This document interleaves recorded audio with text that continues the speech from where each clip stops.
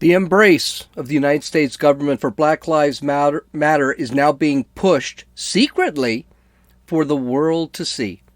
But is this organization, Black Lives Matter, as long-lasting as, let's say, the NAACP? It's not looking like that. This is Gene, and you're listening to Dumbasses Talking Politics. Hey, it's Gene. Welcome back to Dumbasses Talking Politics. Happy Memorial Day for those out there. For all of you, I hope we had a great Memorial Day weekend. I also hope you thought about our soldiers.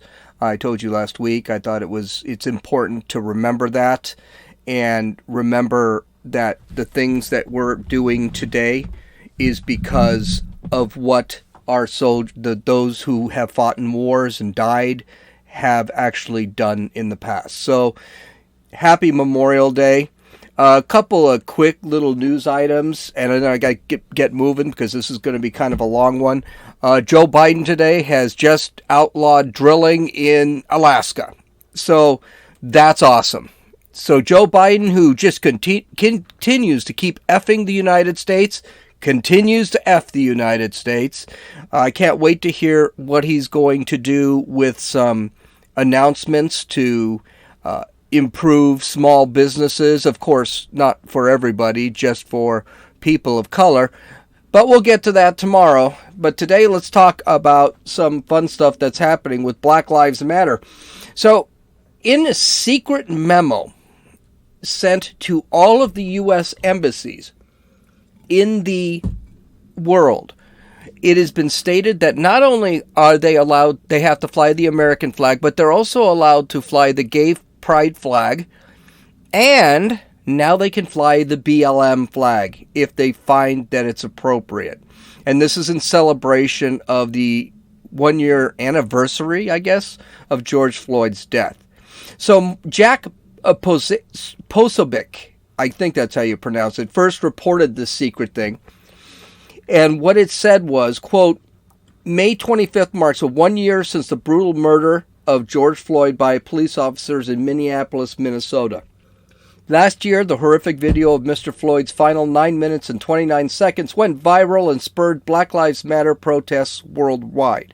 In response to the senseless killing and to demand an end to systemic racism, the police and police brutality, 1 year later, many of the international community will honor Mr. Floyd and acknowledge the long journey nations face to advance racial justice. Leading up to May 25th, the department has issued guidance on the use of Black Lives Matter language, banners, and flag. Okay, the department also describes BLM as just some leaderless organic movement, adding that Black Lives Matter is, quote, the most prominent organization that uses BLM terminology. So, continuing, according to the Office of the U.S. Special Counsel, quote, as a social movement, BLM gained prominence following a series of high-profile killings of Black Americans in 2013 and 2014, and, in particular, the acquittal of George Zimmerman for the killing of Trayvon Martin. Now, you may remember this. George Zimmerman was actually a Hispanic. He was called a white Hispanic, but he was a Hispanic and he wasn't a police officer. And Trayvon Martin did beat the crap out of George Zimmerman. And there is the Stand Your Law ground in Florida where this happened. So I'm not exactly sure what that has to do with, let's say, police killing anybody. But anyway, I don't understand what most of it has to do with it. The movement appears to have begun organically on social media. The phrase Black Lives Matter then became a rallying cry for protesters and organizations seeking to raise awareness and respond to issues associated with racism in the United States. What they could have also said was riots. They did cause between $2 and $3 billion in riots, but whatever. BLM is thus an umbrella term for the constellation of ideas, objectives, and groups. There's no clear leader of BLM movement. Rather, there are numerous organizations that use BLM terminology to varying degrees, including those whose names include the phrase Black Lives Matter. Of these, the most prominent is the Black Lives Matter Global Network, BLMGN. Okay, first off, by what they said at the end, they're basically admitting it is a group. All right? And the reality is Black Lives Matter is an organization. It does have a hierarchy. It does have leadership. It has a flag. It is organized. So the fact that they admit in their statement that it has leadership just boggles the mind. They also have a philosophy. It's a philosophy, believe it or not, that's becoming very unpopular. And we're going to get to that. Because BLM is going downhill right now. It's a Marxist. It supports Marxism. It supports segregation. It supports racism. It wants to end the nuclear family. And that was a big one. They actually had to remove that from their charter because it was that unpopular. They want to end capitalism. They want to end the two-party system. They want to eliminate state, county, and local police. They don't want any law, order, or consequences. In other words, they don't want incarceration. BLM, like Antifa, wants to be the national police. They say they care about LGBTQ, but they don't. They say this just to get more people on the left on their side. And I got news for you. If BLM did get what they want, they would do exactly what every communist and tyrannical country did with gays and lesbians and whatever else. They'd sit and incarcerate them, torture them, and probably kill them. They are a leftist militia, just like Antifa. You know, the same militias that the Second Amendment allows constitutionalists to create to protect themselves from the government. The same Second Amendment the left and BLM wants to destroy so that we can't protect ourselves from the changes that BLM and Antifa want to make. It's not an accident that these groups want to eliminate the Second Amendment. They don't want any pushback.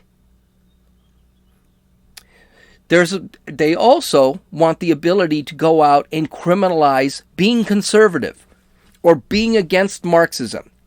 That's tyranny. Right now, they're doing it with critical race theory. They want to take our rights away, so we can't fight against them. We can't argue their stupid policies, their stupid belief systems. They don't want us to argue their belief systems because they can't win an argument. Not only that, they're all globalists. They want to normalize this movement throughout the world. They don't want borders. They love what's happening in the southern border. Good news. Republicans are seeing this. Conservatives and independents and moderate Democrats and liberal Democrats are seeing this. Republicans have introduced a bill to stop the idiocy of normalizing BLM. They want the flags not to be raised on BLM flags to be raised on embassies throughout the world. And you know something? They shouldn't be. The gay pride flag shouldn't be raised in embassies throughout the world. There's a reason. The only flag that should be run is the American flag, because the American flag is what we all stand by. And I think I've said this before. The gay pride flag does not represent me in the least. The Black Lives Matter flag, which is a Marxist organization looking to overthrow the government, it does not represent me in any way. Just like my Trump flag that you see in my Dumbasses Talking Politics video shorts does not represent everyone in the world. You shouldn't be flying those either. Only the American flag. It's absolutely crazy, and people are beginning to push. And what's happening? Black Lives Matter is losing a lot of support. But there are other reasons why Black Lives Matter is losing support. In April of 2015, Black Lives Matter co-founder Patrisse Cullors told an audience at Harvard Law School that she wants to end the imperialism of Israel. She was speaking at a human rights program in Harvard entitled Globalizing Ferguson. That's Ferguson in St. Louis, Missouri. Radicalizing Policing and International Resistance, Culler stated. She said this: I am also the co-founder of Black Lives Matter. What I will say, what's important, I think, in this conversation about transnational solidarity is that it's simple. We should be building a relationship. We should be building relationships with people across the world. If we believe we are part of the human family, then we need to push ourselves in particular ways to see the connection always. The other thing I'll say is Palestine is our generation's South Africa. In other words, it's an apartheid state, which you've heard a lot of over the last month or so. And if we don't step up boldly and courageously to end the imperialist project that's called Israel, we're doomed. Okay, couple problems with this statement. And I don't think it's problems with this statement. I think it's just lies. And when you make a statement that's filled with lies, and she may not know the whole situation with Israel and Palestine. Palestine's not even a place. Palestine's just a group of people. Palestinians are just a group of people. So first off, she points to BLM as a globalist and humanist organization. It's a globalist organization in that there are no borders, that this country needs to belong to the world. That's a great slogan. Marx believed in it. The communists believed in it. That's why they used to take over countries. They believed that we should spread communism all over the world. Well, guess what? It's not a globalist. Globalism is not a good thing. It's never been a good thing, and it's never worked. And other countries don't want to be globalists. When China decides to take over Hong Kong, they're not taking over Hong Kong for the love of Hong Kong. They're taking it over so they can control more. It's tyrannic. Globalism is tyranny. That's all it is. That's all it's ever been. It's pushing our crap on somebody else.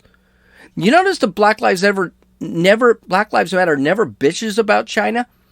Because China is globalist. China wants to spread, but they don't want to live with people. They want their ideology spread.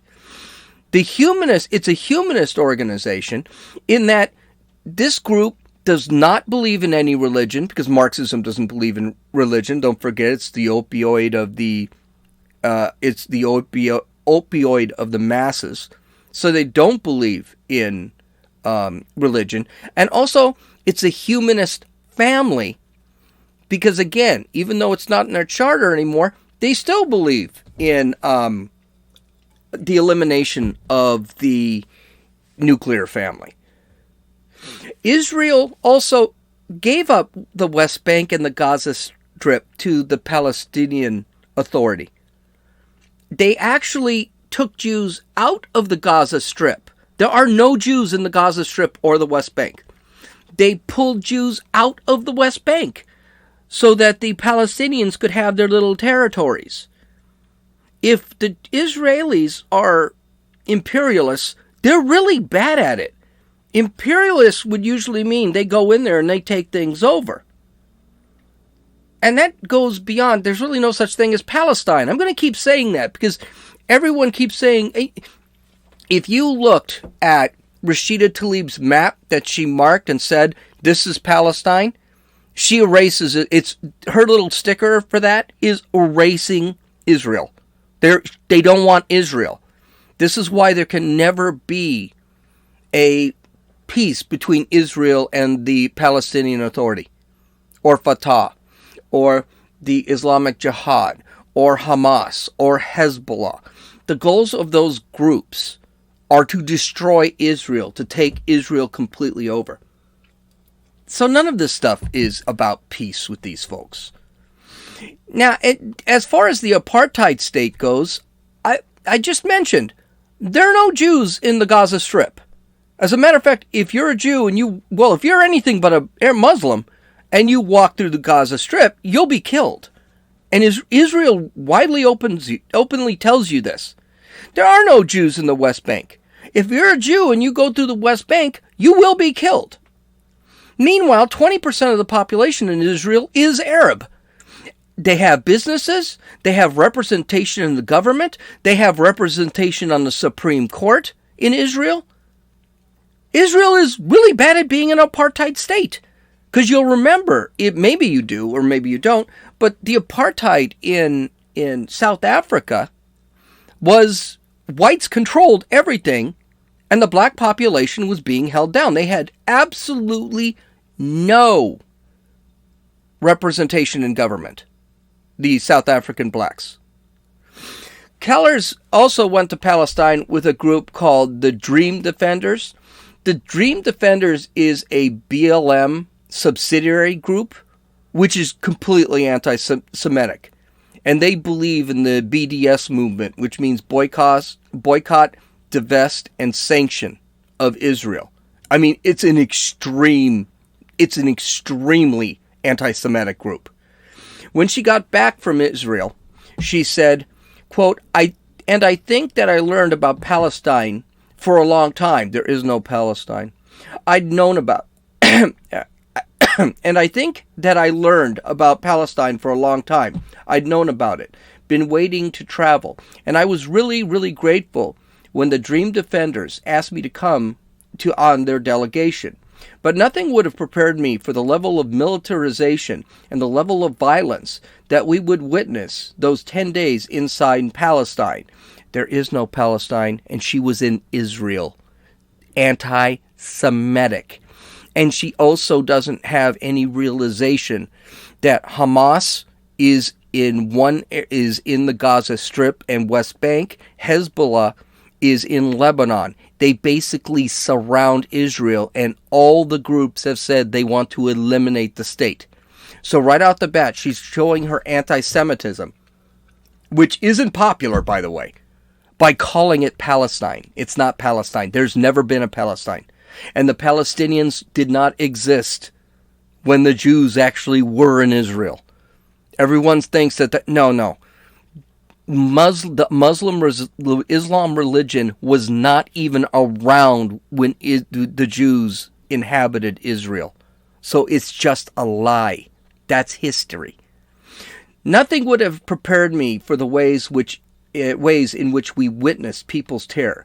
People live in terror on a daily basis. Yeah, they're Israelis. They're Israelis that live in terror on a daily basis because they never know when 4,000 missiles are going to be dumped on them. And nothing would have prepared me for how much clarity I would have on why we have to be part of Palestinian Authority. Well, she really doesn't have much clarity because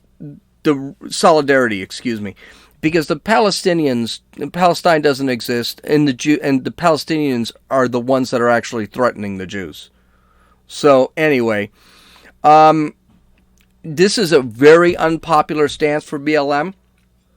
This really came out big during the attack of Hamas, and people really are done with BLM. Their donations have fallen something like 60%. People are beginning to see this. They see the violent riots and that are propagated and planned by BLM. People see the views of implementing Marxism and tearing down the American system and ending the nuclear family and ending capitalism, ending the police, ending incarceration, even though murder has gone up 40% throughout the country. But the other thing is it's a corrupt organization. Kellers has spent BLM money, which was made from donations, where she bought 3 or 4 houses in the last couple of years. She's all we'll talk about the last one in a second. So what happened? Patrice Kellers actually resigned on Thursday. And so she is no longer supposedly the head of Black Lives Matter. And she's just been taking it in the head. She's been taking it in the head. One of the things that happened this week is the scandals that are being pointed out by the mothers of Tamir Rice, Breonna Taylor, and others that has happened right after Keller stepped down. The two, Tamir Rice and Breonna Taylor's parents, actually accused BLM and Keller's of using their children's death to raise money, but failing to pass the money on to black families in need. What a shock. Wow, they're that corrupt, huh? Samira Rice, the mother of Tamir Rice, said to the New York Post, I quote, "I don't believe she's going anywhere. It's all a facade. She's only saying that to get the heat off of her right now." Could be very, very true. It also could be she's going to be the shadow leader for BLM. You can't tell. Rice also added, quote, first sought out Keller's to enlist a group's help in reopening a federal investigation to her son's 2014 death. She said she exchanged a few emails with Keller's over the years, but had never managed to have a face-to-face meeting. Rice also said that Keller's had raised $5,000 for Tamir's funeral, but she hasn't seen a dime of that.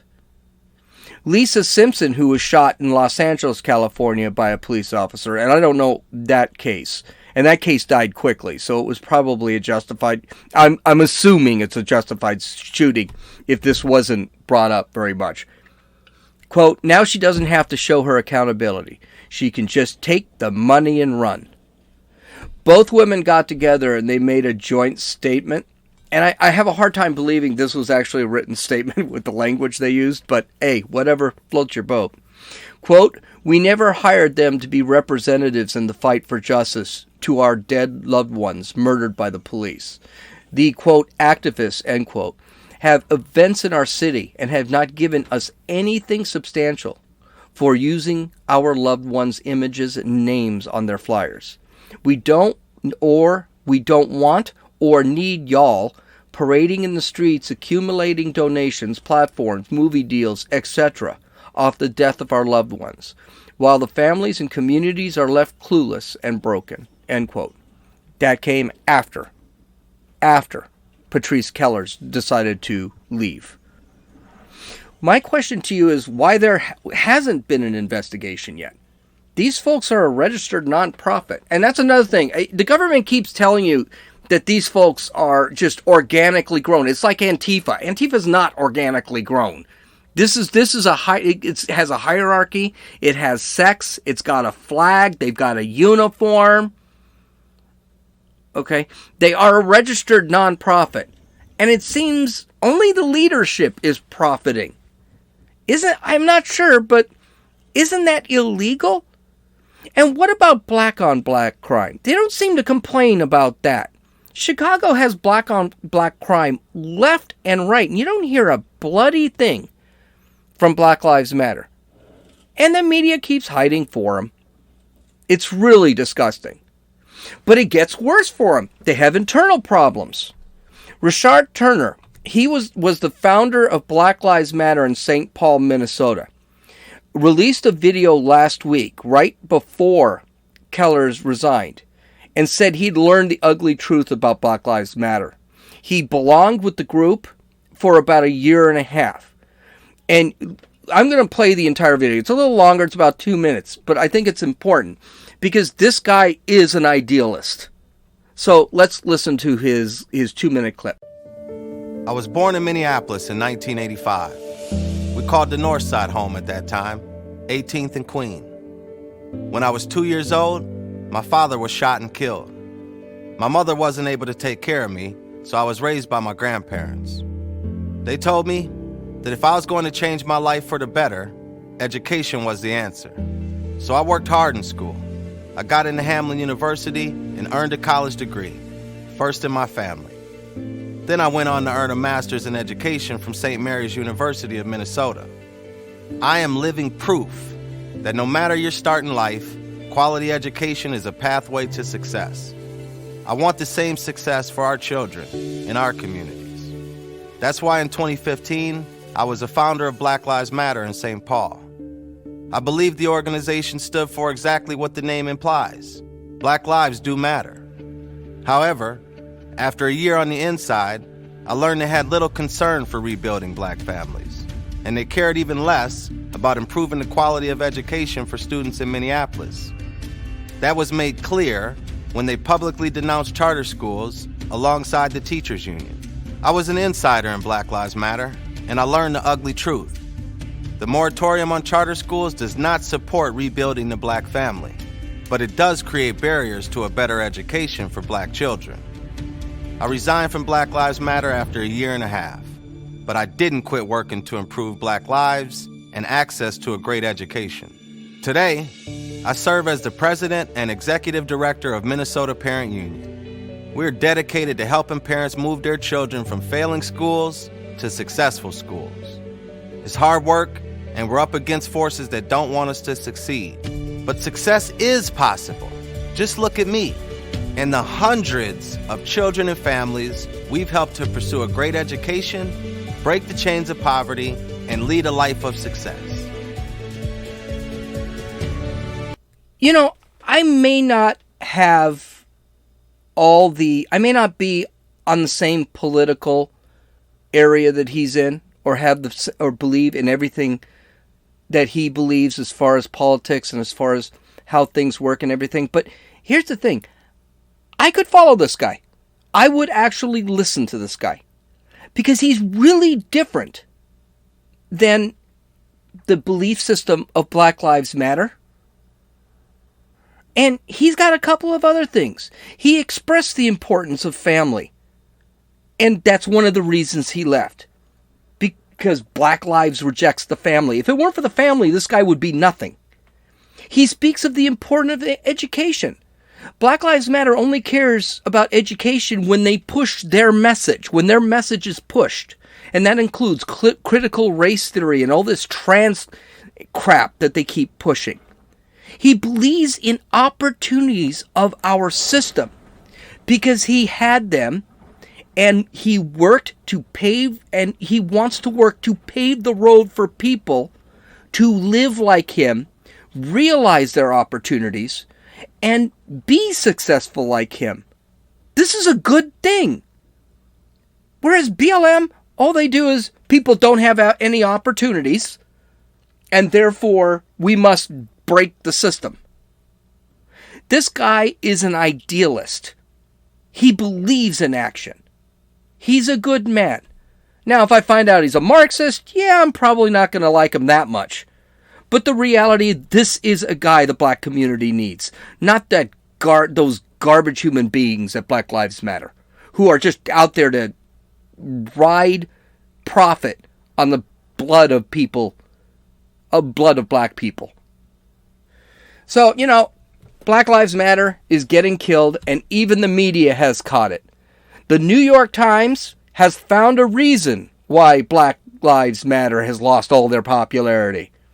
The Republican elites. According to the Daily Wire, and that's because I don't have a subscription to the New York Times to actually read the piece, this is what they said. Quote, while, quote, there has been a net increase in favorability towards Black Lives Matter since 2018, end quote, it, quote, peaked in the immediate aftermath of George Floyd's death, then swiftly declined, end quote, especially, quote, among Republicans and white Americans, two large and often overlapping groups. Okay, big problem here. First off, they never really talk about BLM's behavior and their belief system. It's just those damn white Republicans. And that's why they're suddenly not real popular. Oh, but anyway, it gets better. So I'm continuing. This is from the Daily Wire. The Times later admitted positive reviews of BLM organization. The positive reviews of the BLM organization did not last long and swiftly declined across every racial group. That's important. Here's the thing. Democrats do not vote Republican. Democrats don't like Republicans. That's what they were told to do. All right? So if black folks don't like Republicans, and yet BLM has lost a lot of sponsorship from the black racial group and the people of color in general, how is that Republicans' fault? Well, whatever. Rather than blame the universal decline on BLM organization, the Times blamed the GOP. Quote, the precipitous decline in support mirrors the increased politicization of the issues by elites, end quote, said the article by Jennifer Chudy and Hakeem Jefferson. Quote, in the days and weeks following George Floyd's death, Republican politicians quickly turned away from the actions of a murderous police officer to those individuals protesting the injustice, end quote. Okay, see, that's the whole thing. It's the Republicans' fault, but nobody listens to the Republicans. No person of color should be listening to Republicans. This should be a big red flag for the Democrats. Is it possible the Democrats are actually losing support from the minority communities because their huge push for leftism is actually not real popular? Is that possible? I think so. Of course, the article never mentioned the $3 billion of damage caused by the riots. That never came across the minds of the writers. And most of that damage was to black-owned businesses or minority-owned businesses in certain areas, like in Minneapolis. The businesses that were damaged in Minneapolis were black-owned, were minority-owned. Matter of fact, if you go to most of the violence, that's where it's being caused. And then there's the whole thing. Maybe a lot of people don't believe the police are murderers. You know, I hear what you're saying, but, you know, there just isn't a lot of statistics showing that police officers are murdering black people every year. It's just not there. As a matter of fact, it's been going down for the last 10 years. This year, I can expect it's going to be way lower in 2020 and from 2019, 234 blacks were killed. Now, that's higher than the 15% of the population, yes, but it's still lower than whites. So, and I'm sure that went down in 2020 during the riots, and I'm sure it's even gone down further in 2021. But you know what hasn't gone down? The murders of black on black murder. That hasn't gone down, and that's not discussed. The Black Lives Matter movement is now ticking down. They're on a timer. They have made their 15 minutes, had their 15 minutes of fame, and now they're going away. People do not like their belief system. They have shown themselves to be completely, extremely radical and racist. They have caused nothing but chaos in the forms of riots, which the media ignores. Though they have taken in $90 billion over the last year, they have done nothing to improve the lives of black people. And they have not stopped black-on-black murder or criminals. They have no plan to open they see no opportunity. The systems, they believe, are just completely against blacks, even though there are a lot of blacks that actually have quite a bit of wealth in this country. And they've shown themselves to be very corrupt. People are tired of it. And now we're beginning to see pushback, which shouldn't be a surprise. That's a good thing, because it means we're going to see this pushback on a lot of the left's policies, including Joe Biden's policies, which BLM is pushing Biden into, and the left. The left, the BLM is just the left. They're the same as Antifa. Okay, well, Biden is talking about his closing the racial wealth gap thingy, so I'm going to listen to that so we have something to talk about tomorrow. You can download or listen to this podcast on Apple Podcasts, Podbean, Podcast Addict, Stitcher, YouTube, and Rumble. You can visit my website at dumbassestalkingpolitics.com, where you can take a look at all of the links that I have, and also the full video of the interview of the BLM activist that decided to join the real world. I hope you guys have a great day. I hope you had a wonderful Memorial Day weekend. This is Gene, and you've listened to Dumbasses Talking Politics.